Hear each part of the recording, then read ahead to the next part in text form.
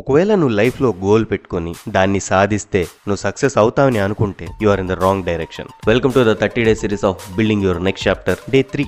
Goal ఒకటి ఉండడం మంచిదే. గోల్ ఉన్నంత మాత్రాన మన లైఫ్ ఏమీ మారదు. గోల్ని అచీవ్ చేస్తే మారిద్ది, బట్ నువ్వు ఆ గోల్ని ఎప్పటికీ అచీవ్ చేయలేవు. ఎందుకంటే నువ్వు నీ గోల్ని సెట్ చేసుకునే విధానమే తప్పు. వెయిట్ తగ్గాలని ఒక గోల్ పెట్టుకున్నావు, ఇది అచీవ్ చేయలేవు. ఎందుకంటే ఇది ఒక ర్యాండమ్ గోల్. గోల్స్ ఎప్పుడైనా అచీవ్ అయ్యేలా సెట్ చేసుకోవాలి. దాన్ని మనం స్పెసిఫిక్గా ఉంచాలి, మెజర్ చేయగలగాలి.